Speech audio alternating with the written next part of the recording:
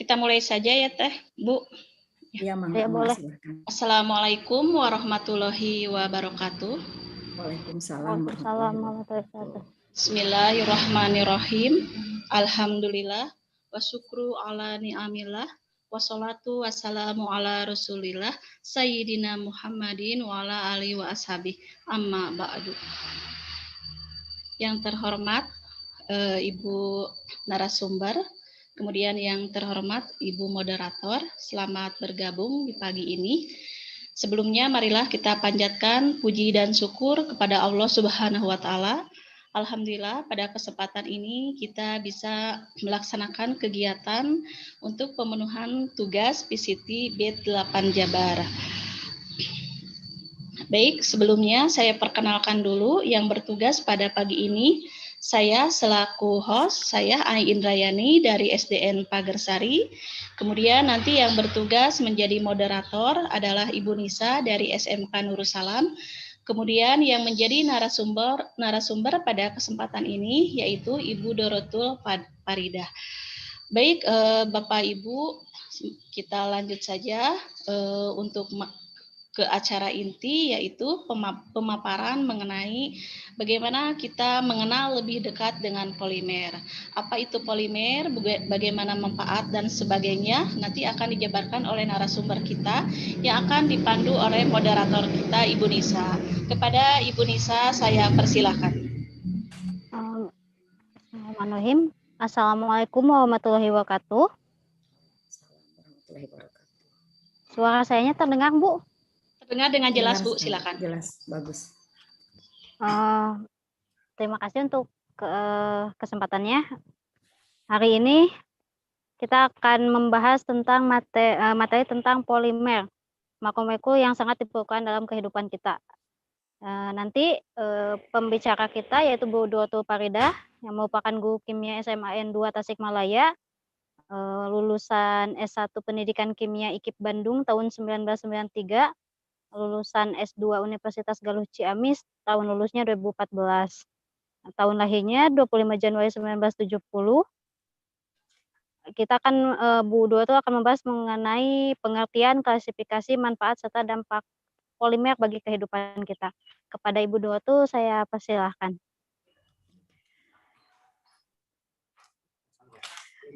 Assalamualaikum warahmatullahi wabarakatuh. Terima kasih atas kesempatan yang diberikan kepada Ibu Ai Indrayani selaku host, juga kepada Ibu Nisa Atifah selaku moderator.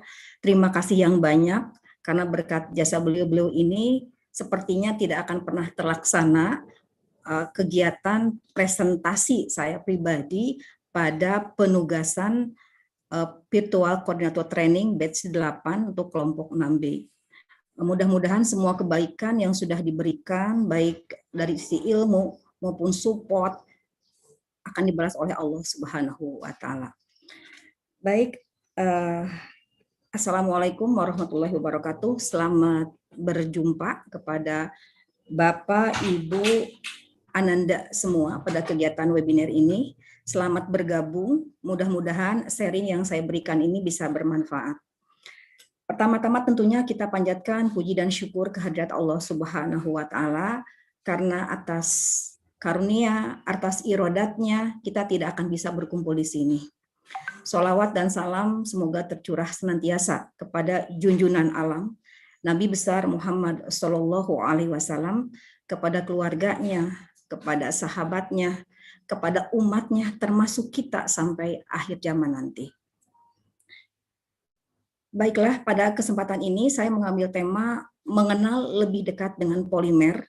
Menurut saya tema ini sangat menarik sekali karena polimer merupakan bahan yang sangat dekat dengan kita. Dengan mengetahui banyak tentang polimer tentunya kita akan lebih bijak untuk memperlakukannya sehingga dampak negatif tentunya bisa dikurangi. Untuk itu, untuk mempersingkat waktu, tentunya saya akan menayangkan PowerPoint yang sudah saya buat. Jadi ini adalah sharing saya kepada Bapak, Ibu, Ananda semua.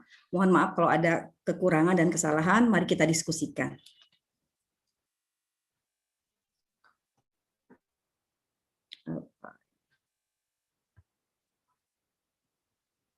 Bisa kelihatan, Bu? Halo, Belum, Bu. bisa kelihatan? Belum. Oh, belum. Saya sudah klik ini share. Ya, oke. Share ya. Share Ya. screen. Klik Pilih. share screen ya. Ya. Oke. Ada. Ya. Sudah ada, Bu. Ya, sudah tampil. Terima kasih. Terima kasih sekali. Sekali lagi ini tentang judul.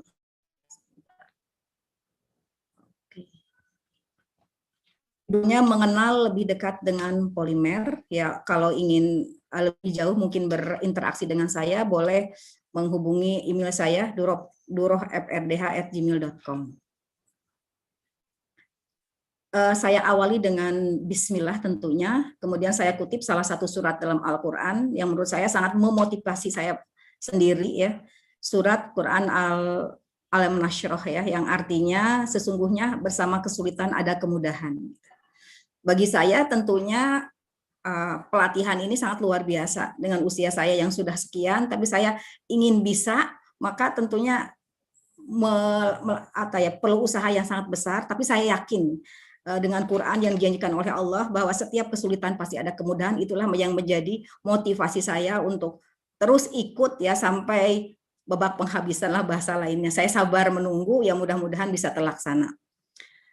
Untuk biodata tadi sudah sampaikan oleh Ibu moderator. Nah, kira-kira seperti ini ya. Sekarang kita teruskan.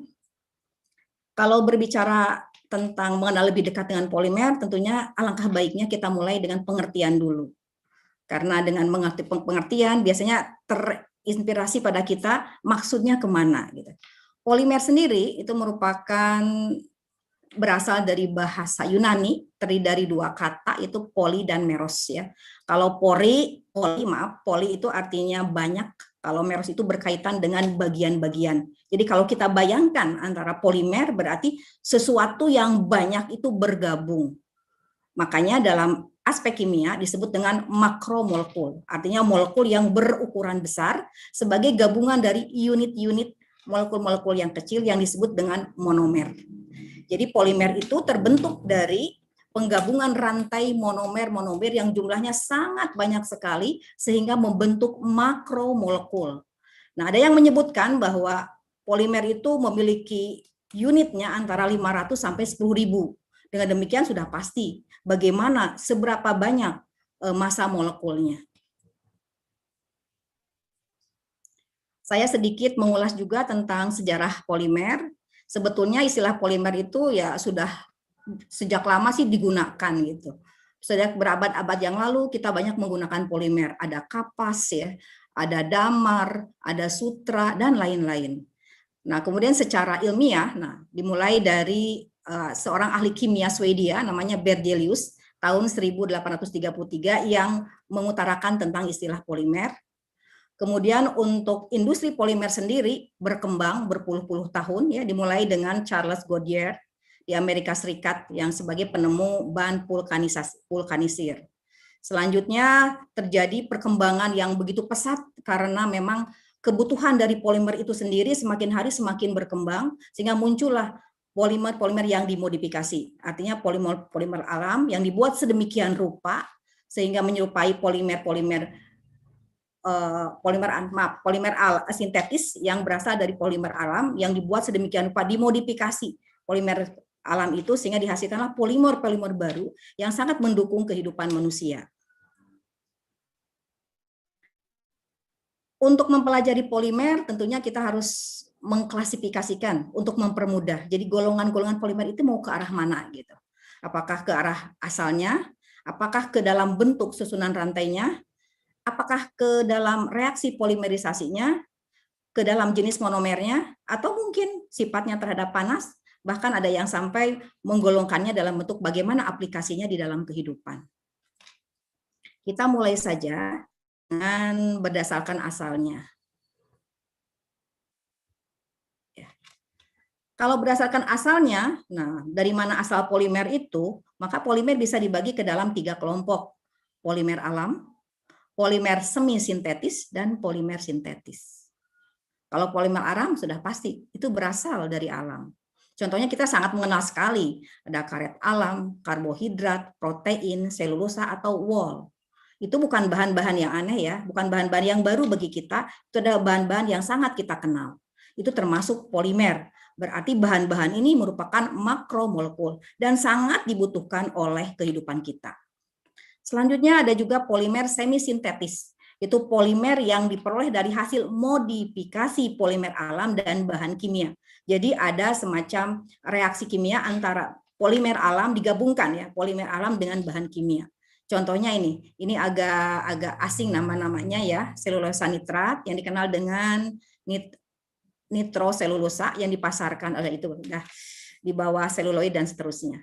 Nah, ini polimer sintesis yaitu polimer yang dibuat melalui polimerisasi dari monomer polimer ya, di antaranya ada damar, fenol, formaldehid dan lain-lain. Itu polimer sintetis itu nanti kita mengenal ya sejenis-jenis berbagai plastik itu merupakan sintetis ya. Sekarang kita teruskan. Kemudian ada yang menggolongkan berdasarkan bentuk susunan rantainya. Jadi bagaimana rantai polimer yang satu dengan polimer yang lain membentuk makromolekul. Karena pada dasarnya polimer itu merupakan gabungan dari banyak rantai kimia karbon. Karbon. Yang pertama ada polimer linier, yaitu polimer yang tersusun dengan unit yulang berikatan satu sama lain membentuk rantai yang panjang. Kalau dia itu panjang, terbuka gitu ya. Kemudian yang bercabang, panjang juga tapi ada cabangnya. Jadi polimer yang terbentuk jika beberapa unit ulang membentuk cabang pada rantai utama. Jadi ini dibahasnya tentunya di kimia ya. Kimianya berkaitan basicnya itu di hidrokarbon. Kemudian yang ketiga ada polimer berikatan silang atau cross linking. Itu polimer yang terbentuk karena beberapa rantai polimer saling berikatan satu sama lain pada rantai utamanya. Jadi ada silang-silang cross bisa membentuk gumpalan-gumpalan seperti itu. Kemudian kalau ditinjau dari reaksi polimerisasinya, kita mengenal dua jenis polimer. Berdasarkan reaksi polimerisasi adisi, yang kedua reaksi polimerisasi kondensasi. Jadi kalau adisi itu berkaitan dengan kemampuan ya berikatan rantai yang satu dengan rantai yang lain karena monomernya punya ikatan rangkap. Ketika monomernya punya ikatan rangkap, nanti ikatannya terbuka dengan proses-proses tertentu, nanti akan dihasilkan rantai yang panjang sekali. Misalnya di sini contohnya adalah polietilena atau ya polietena. Kemudian yang kedua ada juga kondensasi, berarti reaksi polimer antara satu monomer dengan monomer lainnya nanti dihasilkan juga molekul-molekul kecil, di antaranya adalah H2O. Di sini prosesnya adalah pembuatan dakron. Dakron itu dari polyester dan suatu dialkohol ya.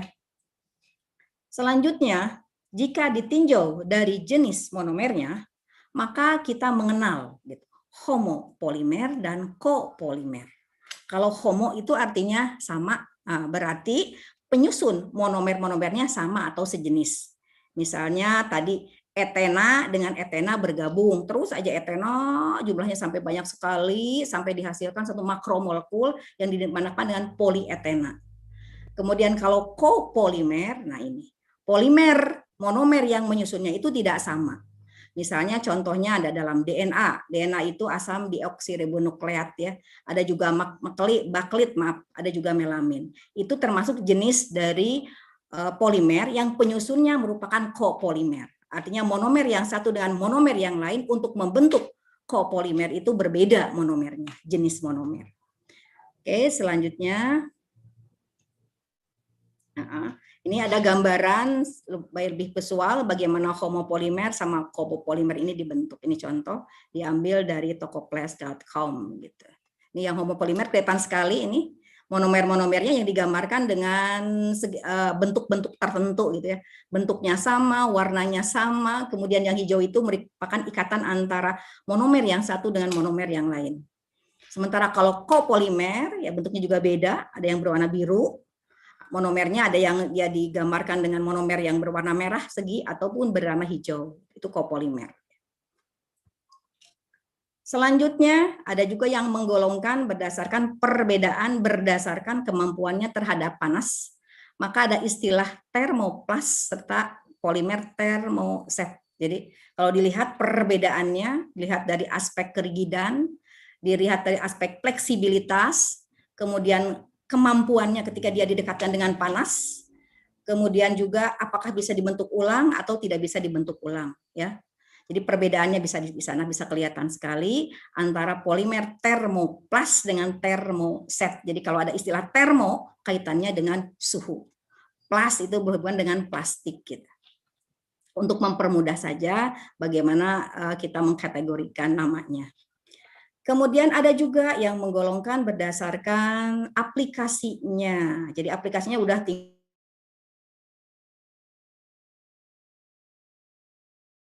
dengan beberapa tingkatan. Yang pertama ada polimer komersial, yaitu polimer yang disintesis dengan biaya yang murah dan diproduksi secara besar-besaran. Contohnya ini yang banyak digunakan sekali di masyarakat, itu polimernya dibuat komersial, tentunya harganya juga cukup murah sehingga masyarakat pun bisa mendapatkan dengan mudah gitu. Misalnya jenis polietilena, polipropilena dan lain-lain. Nanti ini kadang-kadang tidak kenal apa itu ini, apa itu, nanti kita lihat ada di slide selanjutnya untuk membahas polietilena seperti apa kegunaannya, begitu juga yang lainnya. Kemudian yang kedua juga ada jenis ya polimer teknik, yaitu polimer yang memiliki sifat unggul tetapi harganya mahal. Nah ini berbeda tentunya, khusus gitu ya, lebih tinggi tingkatannya dibandingkan dengan polimer komersial. Kemudian yang ketiga ada polimer khusus sekali yang memiliki sifat-sifat tertentu yang dibuat untuk keperluan khusus, misalnya kesehatan diantaranya. Nah ini beberapa contoh bahan ya, ada termoset, nah seperti botol minuman kalau dekat panaskan kan menciut. Sedangkan yang stop kontak itu namanya termoplas itu botol minuman, maaf. Sedangkan stop kontak termasuk termoset karena kalau dipanaskan dia itu akan justru tambah keras. Sementara ada yang mengkategorikan lagi elastomer, mangga. Itu elastomer berkaitan dengan sesuatu yang elastis, misalnya sandal gitu, sandal karet. Kalau yang dibahas tadi cuma dua ya, termoset dan termoplas. Tapi dia mau menambahkan elastomer. Selanjutnya polimer alam tadi ya kita sudah dibahas. Ini ada yang lebih detail lagi sehingga kita tahu monomernya apa. Misalnya karet alam tuh yang tadi disebut, karet alam dari getah karet ya. Nama monomernya isoprena, tuh sumbernya ya getah pohon karet. Jadi getah pohon karet yang biasa disadap oleh para petani nanti sebagai bahan baku untuk pembuatan bahan-bahan yang lainnya, termasuk jenisnya adalah polimer alami ya. Nama polimernya karet alam. Monomernya isoprena namanya. Jadi nanti nama polimernya poliisoprena namanya. Ya, dikenal dengan karet alam, itu kan bahasa kesehariannya. Yang kedua, protein. Nah, protein itu yang sangat diperlukan oleh kita juga ada dalam tubuh kita. Monomernya asam amino namanya. Jadi kalau belajar biologi banyak atau kimia, kita mengenal asam amino ya. Nah, asam amino juga macam-macam di biologi itu dibahas dan sangat penting untuk metabolisme tubuh ya. Sumbernya bisa wol, bisa rambut, bisa sutra di antaranya. Selanjutnya polimer berikutnya adalah amilum. Nah, amilum termasuk jenis karbohidrat. Monomernya itu glukosa. Nah, sumbernya ada di dalam beras, gandum atau sagu. Selanjutnya ada lagi selulosa ya. Selulosa itu terdapat pada kapas dan kayu. Monomernya sama, glukosa juga. Tapi menjadi punya jenis lain berhubungan dengan ikatannya tentunya. Kemudian polimer alam selanjutnya ada asam nukleat ya, monomernya nukleotida, sumbernya ada di dalam DNA RNA, asam deoksiriboat dan asam ribonukleat yaitu. Itulah contoh-contoh polimer alam ya. Selanjutnya polimer sintetis ya. Kalau polimer semi-sintetis sudah ada sebagian contohnya. Nah ini sintetis ya. Ini agak lengkap ya, sampai strukturnya juga digambarkan. Alhamdulillah, sebentar. Balik lagi. Oke. Maaf. Nah, ini dia. Ini yang pertama polietilena atau polietena, struktur monomernya seperti itu. Jadi struktur monomer dipelajari di kimia lebih banyak ya. Struktur polimernya seperti apa, seperti itu juga, Bu. Jadi kelihatan sekali bagaimana ikatan karbon yang satu dengan karbon yang lain berikatan membentuk suatu rantai. Itu memiliki sifat tidak tahan panas. Makanya kalau dipanaskan menjadi ya mengecil atau seperti apalah kita sering gitu kan dengan tidak sadar kadang-kadang kita melakukan mendekatkan barang-barang kita di dekat sumber-sumber panas.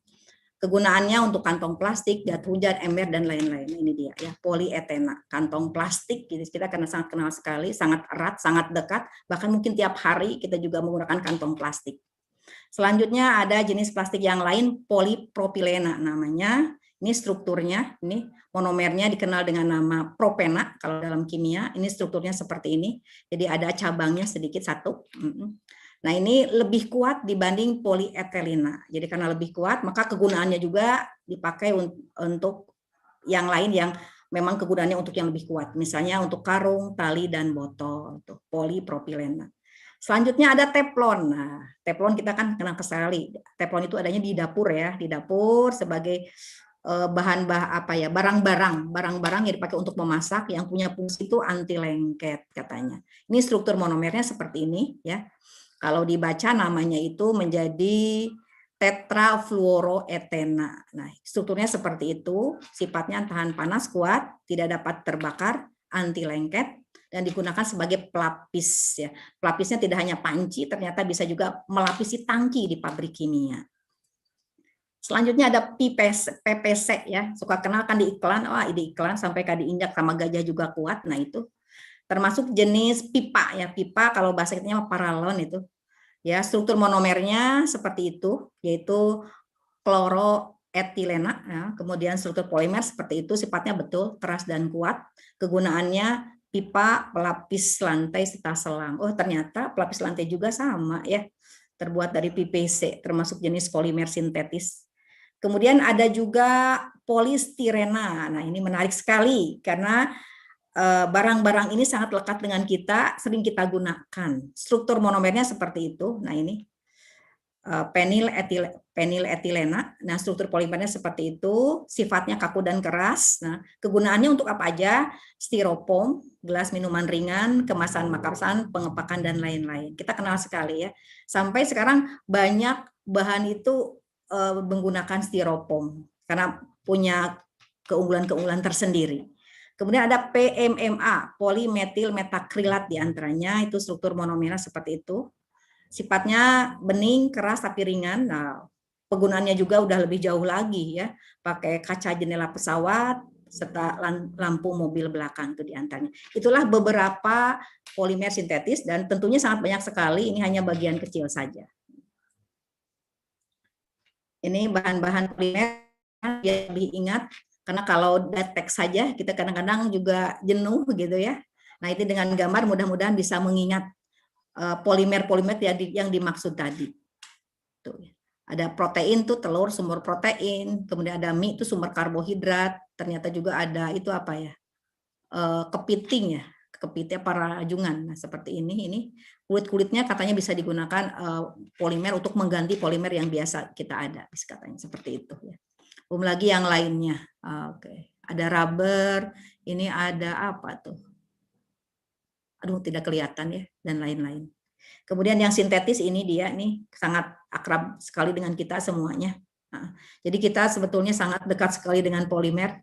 Bahkan polimer itu ada dekat kita, bahkan ada dalam tubuh kita, ada di rumah kita, ada di luar rumah kita. Berarti kita sangat bersentuhan sekali dengan polimer. Ini contoh-contoh yang lain ya tentang bahan polimer. Semuanya bukan barang-barang yang baru. Kita sangat mengenal sekali semuanya ya.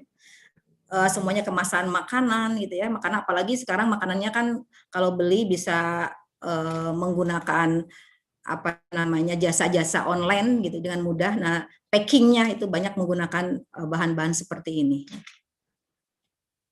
Belum lagi ada mainan anak-anak yang murah, banyak dan lain-lain, itu bisa menggunakan juga plastik polimer. Jadi polimer itu istilahnya lebih ke plastik ya tidak apa-apa gitu karena ada yang ya polimer itu berbicara tentang plastik lah seperti itu. Selanjutnya manfaat polimer gitu ya, karena memang berkembang sekali ilmu tentang polimer sehingga nanti dihasilkan berbagai kebutuhan yang berkaitan dengan polimer, tentunya banyak bidang yang memanfaatkan tentang polimer. Di sini tercatat diantaranya ada 4 bidang yang mendapatkan manfaat dari polimer. Pertama bidang kedokteran, katanya banyak diciptakan alat-alat kesehatan. Nah, gitu. Kemudian bidang pertanian, berkaitan dengan mekanisasi pertanian, bagaimana mesin-mesin pertanian itu dibuat, gitu. Sehingga bisa mempermudah petani untuk menjalankan kegiatan pertaniannya di ladangnya. Kemudian bidang teknik juga diciptakan alat-alat ringan, tuh. Dengan polimer, alat-alatnya ringan, sehingga bisa digunakan untuk berbagai peralatan yang berkaitan dengan pesawat. Begitu juga bidang otomotif. Nah, dibuat alat-alat pelengkap mobil. Seperti tadi disebutkan, diantaranya ada lampu dan lain-lain. Itu manfaat polimer. Ya, belum lagi polimer-polimer dalam kehidupan kita tentunya, ya. Kemudian ini ada beberapa kode-kode yang berkaitan dengan polimer. Kode-kode ini ya penting juga kita tahu. Dengan mengetahui kode ini, maka kita akan hati-hati untuk memilih kira-kira polimer apa yang kita bisa gunakan, juga tidak dampaknya tidak begitu negatifnya berimpact kepada kita, ya. Ada yang simbol-simbol, simbolnya apa, ini maksudnya apa, akronim, kemudian namanya apa lengkap, berikut penggunaannya. Ini dia nih, ini ada sampai 7, ada PET, ada HDPE, ada PPC, ada LDPE, ada PP, ada PS, dan ada yang lainnya. Jadi saking banyaknya jenisnya sehingga ini ada yang lainnya. Kemudian apa itu PET? Misalnya ini polietilena terepetalat. Nah, ini penggunaannya untuk botol minuman, kemudian juga untuk packing makanan yang siap saji diantaranya. Ya, ada lagi HDPE, high density polyethylene, untuk tempat susu dan botol-botol untuk membersihkan cairan, gitu ya. Dan lain-lain, kita lihat ya deskripsinya dari yang saya ambil dari satu sumber. Kode polimer yang pertama ini dia nih, polietilena terepetalat yang tadi PET, ini dia nih, ya. Boleh Ibu Bapak ya, silahkan. Itu berkaitan dengan botol plastik ya, berwarna jernih dan transparan. Botol minuman air mineral, ada jus ya. Nah, ini, dan botol-botol minuman yang lain. Nah, direkomendasikan hanya 1 kali aja dipakai. Karena kalau sering, apalagi katanya menyimpan air hangat, bahkan panas mungkin, nah ini bisa berdampak kurang baik. Kemudian yang kedua, nah ada lagi, ini namanya LDPE yang tadi sudah saya sebut. Nah, dipakai untuk tempat makanan, plastik kemasan, dan botol-botol yang lembek, nah dan lain-lain. Punya sifat-sifat nih, kuat, tembus cahaya, fleksibel, dan permukaan agak berlemak, mungkin agak licin. Kemudian resisten terhadap senyawa kimia dan daya proteksi yang baik terhadap uap air, kemudian dan lain-lain. Ini ada kriterianya. Plastik ini bisa didaur ulang, yang memiliki fleksibilitas tetapi kuat dan memiliki resistensi yang baik terhadap reaksi kimia. Kemudian selanjutnya tadi PP ya. Ini dia nih karakteristiknya. Botol transparan, tidak jernih atau berawan, lebih kuat dengan daya tembus yang rendah. Ketahanannya baik ya, stabil pada suhu tinggi. Nah, ini baik ya, terbaik terutama untuk tempat minuman dan makanan, seperti tempat menyimpan makanan, botol minum, dan terpenting juga botol minum untuk bayi. Tadi kode 5, berarti PP. Jadi kalau membeli barang-barang, lihat suka ada kodenya biasanya kalau di toko. Kode berapa ya, dengan kita mengenal kode-kode tersebut tentunya kita akan aman. Kita memilih yang mana yang terbaik gitu. Barang tersebut bisa digunakan juga mengurangi dampak negatifnya terhadap kita. Kemudian ada juga polistiren, PS. Oke, sorry. Ini loncat lagi. Ini PS biasanya dipakai sebagai bahan tempat makan styrofoam, tempat minum sekali pakai. Polistirena yang merupakan polimer aromatik dapat mengeluarkan bahan stirena ke dalam makanan ketika makanan tersebut bersentuhan. Polistirena ya. Polistirena kita mengenal sebagai barang-barang styrofoam. Harus sangat hati-hati sekali menggunakannya. Ada aturan-aturan tertentu, nanti kita ulas sedikit ya. Kemudian yang terakhir nih yang lainnya. Nah, dapat ditemukan pada tempat makanan dan minuman seperti botol minuman olahraga. Loncat lagi. Nah, ini lebih tingkatannya lebih tinggi lagi. Memiliki resisten yang tinggi, kuat, dan lain-lain. Biasanya dipakai untuk pembungkus termos, piring, alat makan, penyaring kopi, dan lain-lain. Itulah kegunaan dari yang lainnya. Nah, Ibu Bapak barangkali itu untuk kode-kode yang terdapat di dalam polimer sintetis ya. Mulai kode 1, 2, 3, 4, 5 sampai yang terakhir 7. Ya, mudah-mudahan kita lebih tahu ya sehingga lebih bijak lagi untuk bisa menggunakannya. Kemudian kita lihat dari aspek kekurangan dan kelebihan polimer sintetis. Nah, kelebihan ya. Kelebihannya tentunya ini. Tadi sudah disebutkan tahan bagus ya, tahan terhadap korosi, sifat penghantar listriknya tidak ada ya. Kemudian kurang gitu. Kemudian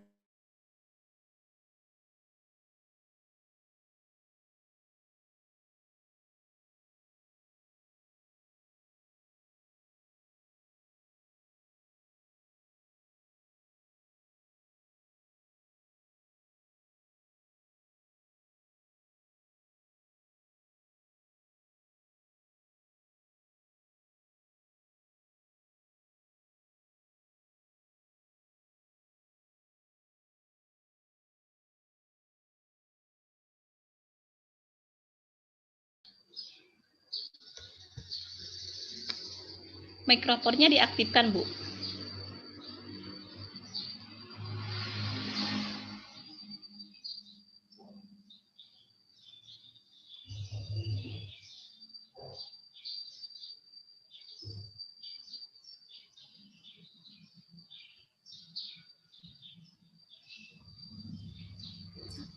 udah.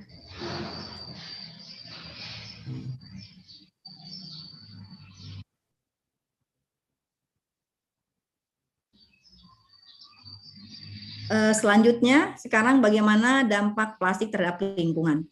Tadi melihat dari sisi keuntungan ya plastik terhadap kita, sekarang bagaimana dampaknya terhadap lingkungan. Satu hal, tadi sifat plastik yang memang paling sekali yang kita soroti jam sekarang ini, kemampuannya yang tidak bisa terurai atau non biodegradasi gitu.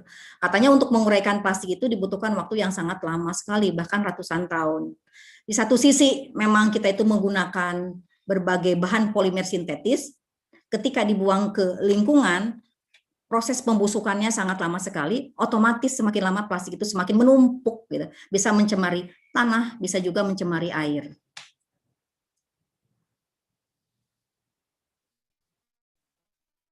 Ini ada laporan dari Buleleng Kab ID yang saya ambil di internet, gitu ya, bagaimana pengaruh plastik, bagaimana pengaruh polimer itu terhadap lingkungan, baik air maupun tanah.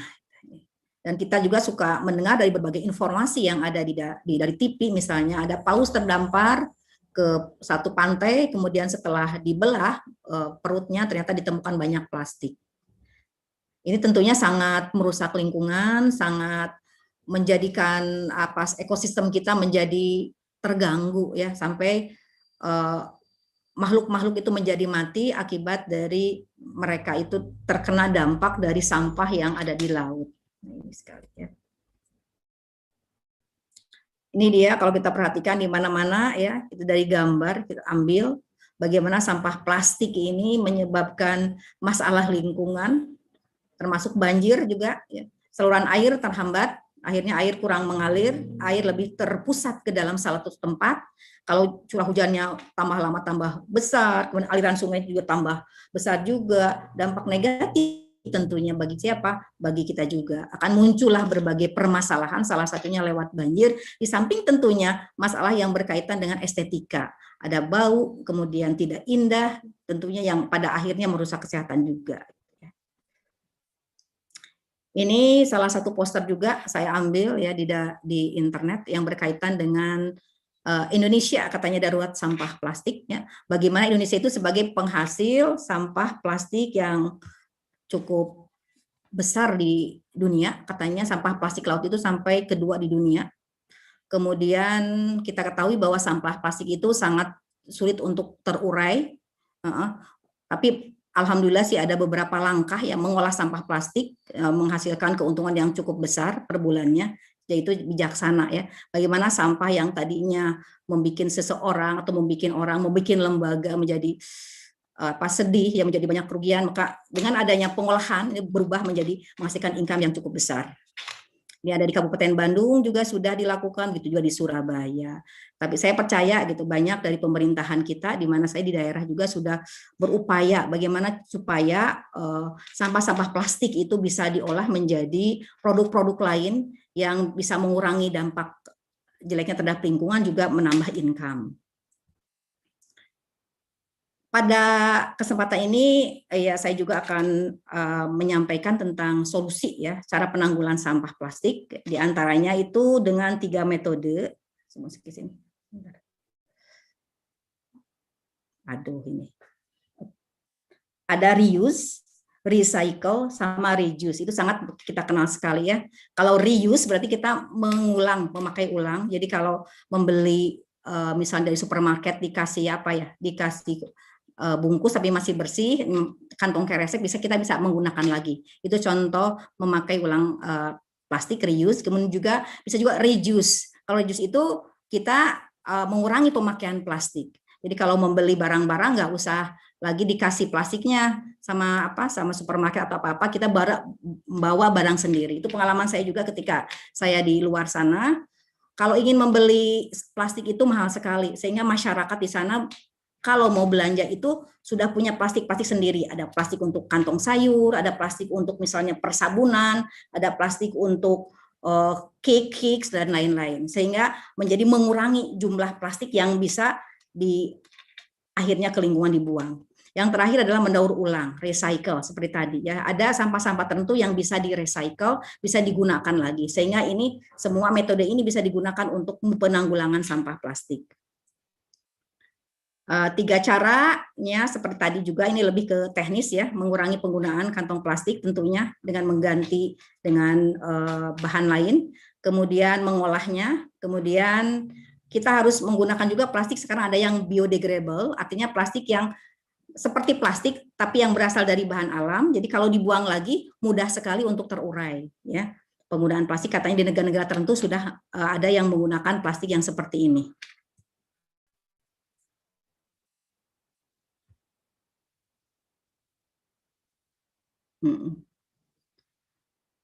Ini juga yang tidak kalah pentingnya, bagaimana kita cara menangani plastik ya, kemudian menghindari bahaya keracunan akibat penggunaan plastik. Ini barangkali tips-tips ya. Pertama, kurangilah pemakaian sampah plastik ya seperti tadi disebutkan. Kemudian di rumah tangga juga kita harus terbiasa untuk memisahkan sampah plastik dengan sampah organik lainnya. Bagaimana sejak dini juga anak-anak untuk dipersiapkan untuk mengetahui pemisahan-pemisahan sampah-sampah di rumah tangga ya. Mulailah wadah dengan sampah plastik yang ada pemakaian tertentu, ada yang bilang organik dan organik, ada apalagi istilahnya mangga saja. Yang penting sampah itu bisa dipilih-pilih sehingga nanti bisa ada yang digunakan untuk didaur ulang. Mungkin kalau kita menggunakannya ke tempat-tempat pengepul gitu ya. Kemudian juga ada yang sampah betul-betul dibuang ke lingkungan yang bisa digunakan untuk kompos. Ada yang betul-betul udah nggak bisa diapa-apain baru dibuang ke tempat pembuangan sampah. Kemudian satu hal lagi, plastik itu jangan dibakar. Ternyata ketika membakar plastik nanti ada senyawa-senyawa tertentu yang dihasilkan bisa merusak lingkungan. Kemudian yang 4, tidak membuang sampah plastik pada sembarangan. Itu udah pasti. Suka ada kalau lihat di TV itu masih ada orang yang membuang sampah plastik di mana saja. Yang paling ironis kalau membuang sampah plastik ke sungai. Aduh, sedih sekali gitu ya. Kemudian berikutnya tip mungkin menghindari bahaya keracunan akibat plastik, gunakan kemasan yang aman seperti gelas, kemudian juga kita harus gunakan juga penciuman. Kalau kira-kira makan ada bau plastik ya jangan dimakan, karena berarti ada bahan-bahan dari plastik sendiri yang mengkontaminasi makanan dan itu tidak baik bagi kesehatan. Kemudian yang ingin saya sampaikan juga berkaitan dengan ini styrofoam ya, karena styrofoam itu merupakan bahan yang sangat dibutuhkan oleh kita, banyak digunakan, ternyata memiliki kandungan monomer, stirena, benzen, dan formalin yang diketahui dapat memberi sejumlah dampak negatif bagi kesehatan. Kemudian ini tips yang harus kita lakukan yang berkaitan dengan styrofoam. 1, jangan gunakan styrofoam berulang kali. Jadi kalau setelah sekali pakai, segera hancurkan dan buang. Dibuangnya tentunya ke wadah-wadah tertentu yang nggak boleh sembarangan membuang.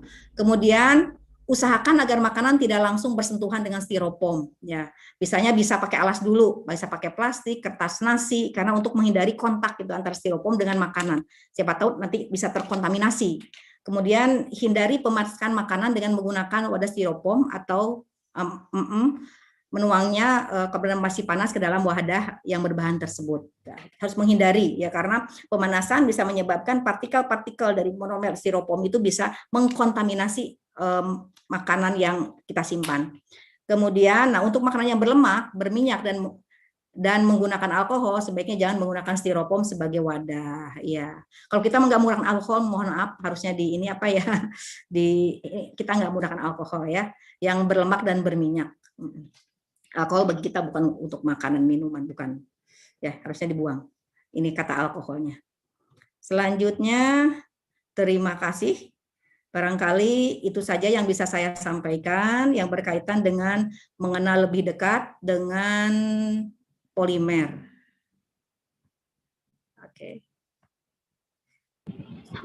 Baik, terima kasih Ibu Doratu untuk penjelasannya. Mohon maaf sebelumnya suara saya bisa terdengar? Sangat jelas sekali Bu Nisa. Terima kasih. Sayanya lagi di jalan soalnya. Untuk materinya sangat bagus sekali ya. Jadi ada pengetahuan tambahan bahwa polimer itu mungkin seperti apa yang ada di alam lainnya atau yang kita manfaatkan lainnya selalu memiliki dua sisi ya, sisi baik dan buruknya. Seperti tadi sisi baiknya mungkin untuk kemudahan kita dalam kegiatan sehari-hari, dan sisi buruknya mungkin untuk lingkungan kurang baik ya Bu. Untuk selanjutnya mungkin jika ada yang mau ditanyakan untuk peserta lainnya silahkan.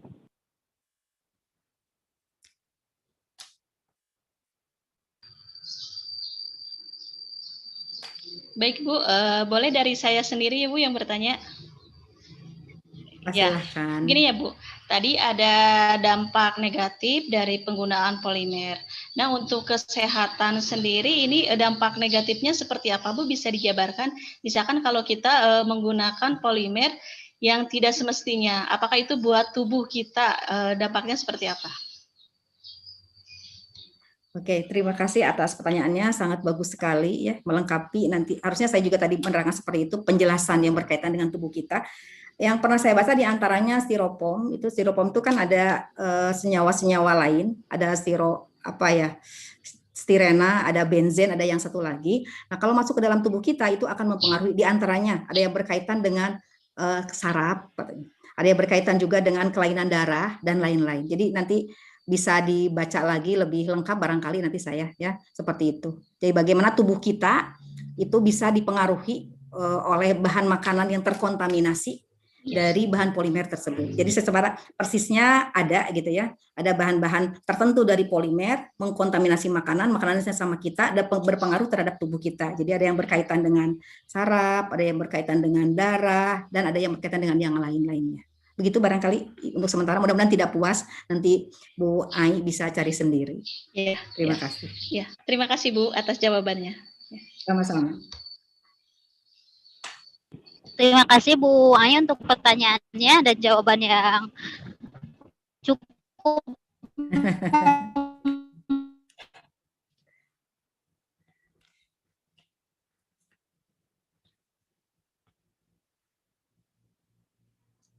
Halo. Membuat tambah penasaran dari Bu Doratu namanya. Namanya tuh ya, rata-rata orang udah jarang untuk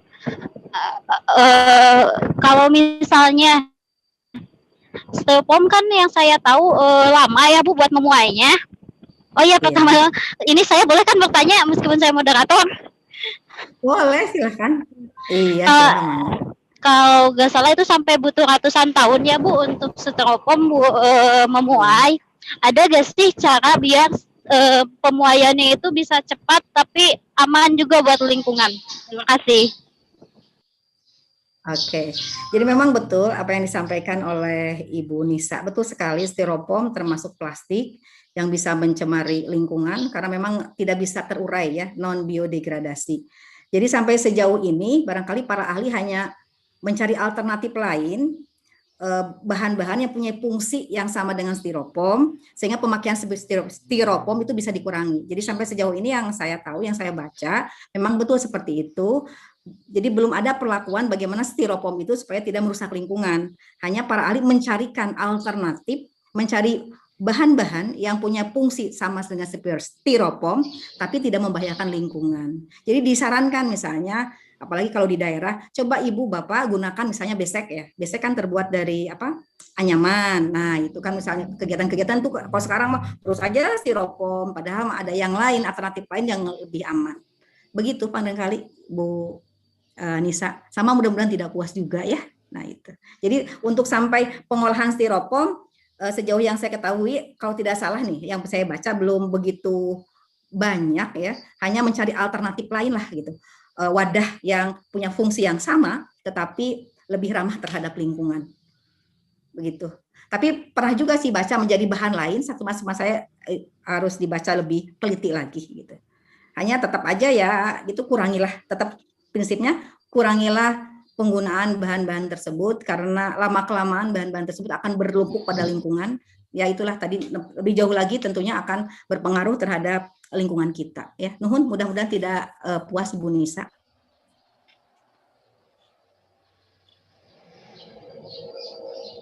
Halo. Halo Bu Nisa. Baik Bu, Ya. ini mengenai polimer kan sangat dekat sekali ya Bu di lingkungan kita, di lingkungan masyarakat. Tapi masyarakat sendiri justru sepertinya mungkin kurang mengetahui dari dampak dan dari segi positif ataupun negatifnya. Nah, mungkin ada langkah-langkah tertentu yang bisa kita lakukan minimal untuk mengedukasi masyarakat atau Bu seperti apa? Oke. Sekarang ini zamannya zaman internet, zaman televisi juga ya, jadi informasi itu sangat besar sekali. Maka kalau dari skup besar mah bagaimana pemerintah terus-menerus memberikan edukasi lewat media-media tersebut.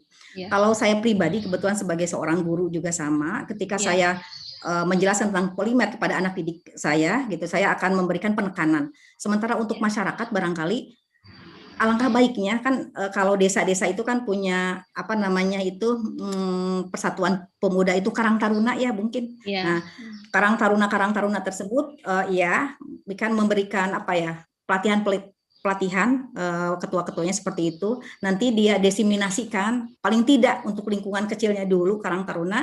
Nanti kan biasanya karena Karang Taruna itu punya anggota yang terdiri dari pemuda-pemuda juga, dia juga akan mendesiminasikan pada keluarga-keluarganya. Dan itu tentunya rantai-rantai tersebut sangat bermanfaat sekali bagaimana masyarakat diedukasi. Di samping itu juga, ya saya pribadi sebagai ibu rumah tangga gitu, ibu rumah tangga kemudian suka belanja juga ke pasar tradisional karena saya di daerah. Yeah.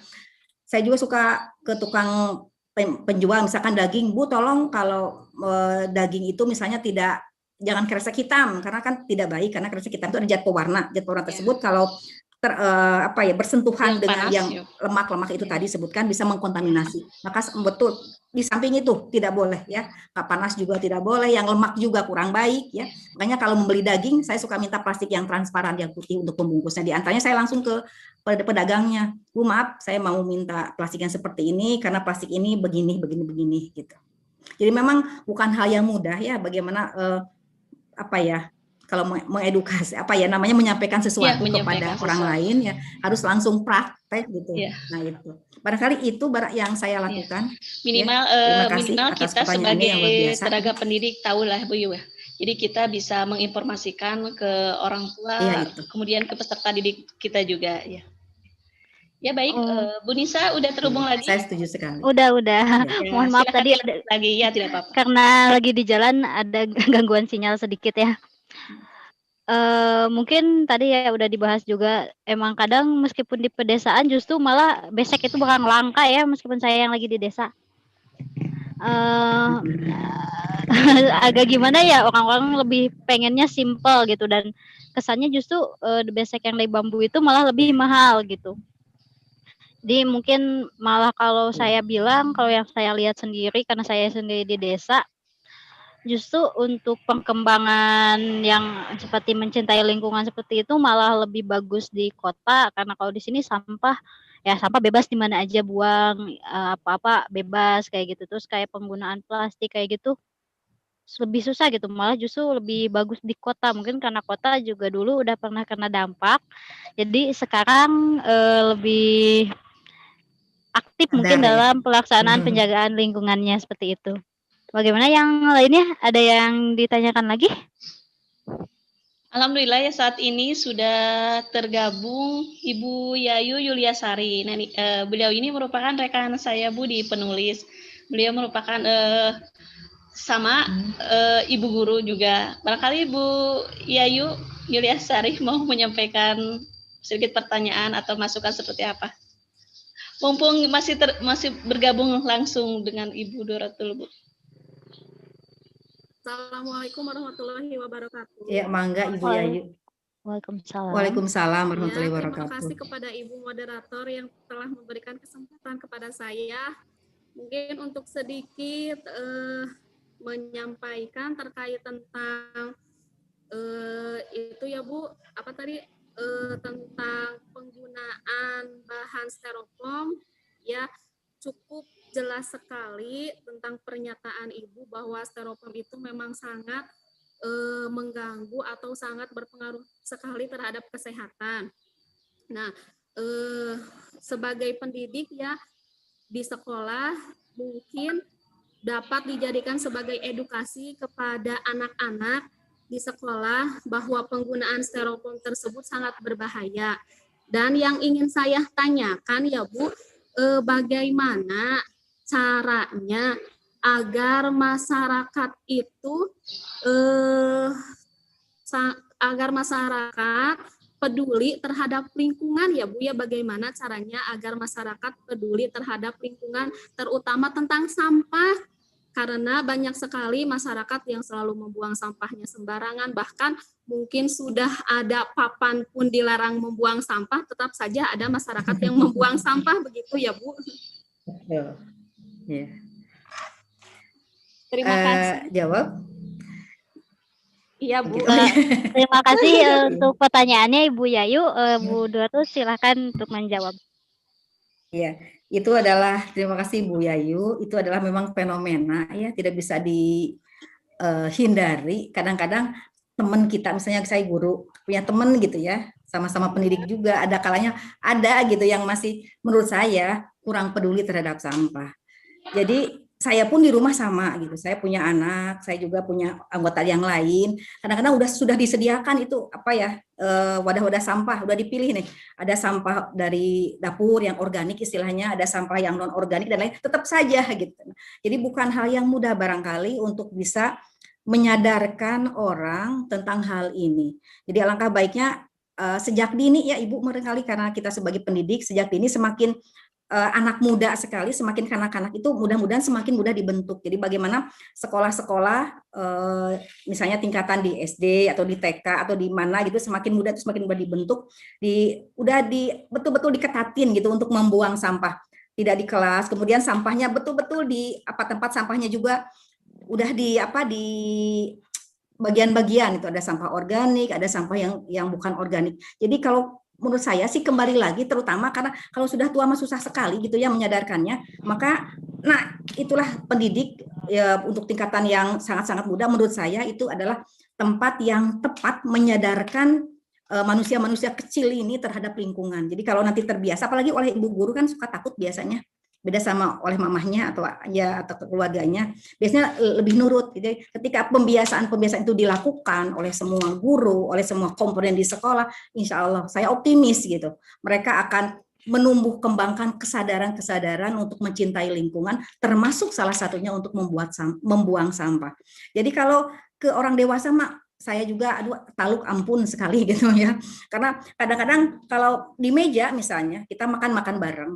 Kalau yang terbiasa dengan buang sampah langsung aja buang sampah. Tapi ada kalanya simpen aja di atas meja. Padahal menurut saya misalnya, wah ini kan nggak mungkin udah dewasa gitu, sudah dan lain-lain gitu. Nah, jadi menurut saya menyadarkannya itu sejak kecil. Jadi pembiasaan. Kalau di rumah susah karena orang tua juga bermacam-macam, di sekolah lah terutama insya Allah. Jadi karena sekolah itu institusi tempat mereka untuk belajar yang terintegrasi semua aspek, insya Allah bisa. Mereka juga nurut gitu terhadap Bapak Ibu gurunya. Itu sekian barangkali. Terima kasih Bu Yayu untuk pertanyaan yang luar biasa. Iya, terima kasih sama-sama Ibu atas penjelasannya. Mungkin jadi memang agak sulit ya buat kita untuk menasehati teman sejawat atau serekan gitu ya, yang seusia, apalagi kalau yang lebih tua kadang kita makin, aduh, tapi biasanya kalau kata teman saya kalau yang kayak gitu kita kasih contoh terbaik aja ya, Bu. Nah, itu Untuk betul sekali. untuk selanjutnya apakah akan ada pertanyaan lagi? Soalnya kita udah 1 jam mungkin ya. Mau dibuka lagi untuk pertanyaan, Bu Ai? Tuh, untuk waktu udah selesai, Bu. Oh iya, bagaimana kalau gitu udah kita cukupkan aja sekian? Ya, saya mau minta closing dulu dari Ibu. Iya, bagaimana Ibu Dua tuh? Itulah ya. Oke, terima kasih untuk kesediaan semuanya dan mohon maaf juga gitu ya. Mohon maaf juga kalau misalnya apa yang saya sampaikan tadi ada yang salah, ada yang keliru karena saya manusia biasa gitu ya. Saya untuk mencoba untuk belajar dari berbagai sumber supaya presentasi ini bisa tersaji sekemampuan saya. Jadi saya mohon maaf atas semua kekurangan. Terima kasih untuk semua joinnya. Terima kasih sekali lagi jazakumullah khairan katsira untuk Ibu Ai, juga Ibu Nisa ya. Nah, terima kasih juga untuk Ibu Yayu atas gabungnya. Jadi sekali lagi saya mohon maaf kalau ada yang salah datang dari saya sendiri karena memang keterbatasan, mohon maaf. Kalau ada yang benar itu datangnya dari Allah. Allah sudah memberikan petunjuk kepada saya. Terima kasih. Wassalamualaikum warahmatullahi wabarakatuh. Waalaikumsalam warahmatullahi wabarakatuh. Terima kasih kepada Ibu Duotul atas materinya yang mungkin memberikan kembali ingatan kepada kita bahwa Allah itu selalu menciptakan suatu barang itu pasti ada 2 sisinya. Ketika kita memanfaatkannya dengan baik, itu akan bermanfaat bagi kita dan akan menjaga lingkungan juga. Tapi ketika kita tidak memanfaatkannya dengan baik, dengan teledor, maka mungkin akan merusak baik itu untuk kita ataupun untuk alam. Seperti yang tadi udah dipaparkan tentang polimer. Ini polimer itu sangat berkaitan erat dengan kehidupan kita. Jadi mungkin kita harus memanfaatkannya dengan sebaik-baiknya. Terima kasih kepada Bu Duotul atas materinya yang sangat luar biasa, dan untuk sekarang saya kembalikan kepada host kita Ibu Ai Indrayani. Silakan Ibu Ai. Ya. Baik, terima kasih kepada Ibu Moderator yang telah memandu kegiatan pada pagi ini dengan baik. Kemudian terima kasih kepada narasumber kita, Ibu Dorotul Farida, yang telah memaparkan materi dan ini sangat penting sekali untuk kita ketahui. Kemudian terima kasih kepada Ibu Yayu Yuliasari yang telah bergabung pada pagi ini. Jadi intinya untuk materi yang kita bahas bersama pada pagi ini, jadi kita dengan pengetahuan ini kita lebih care kepada untuk kesehatan diri sendiri, lingkungan, juga keluarga dan peserta didik yang kita sayangi. Baik, Ibu, terima kasih kepada semuanya. Dan sebelum kita tutup kegiatan pada pagi ini, marilah kita berdoa. Ya. Alhamdulillahirabbil alamin. Sekian dari saya. Ibu mohon maaf atas segala kekurangan. Mudah-mudahan selanjutnya kita bisa menyelesaikan tugas lagi. Sekian dari saya. Assalamualaikum warahmatullahi wabarakatuh.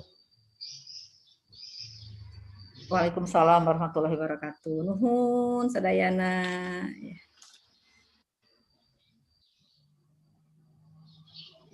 Oh, absensi ya Bu Ai? Ya. Oh iya. Nanti absensi ya? Iya, nanti saya kirim japri aja ke Bu Yayu, silakan. Ya. Oh gitu. Ya. Siap. Siap. Nuhun. Ya. Terima kasih ya Bu.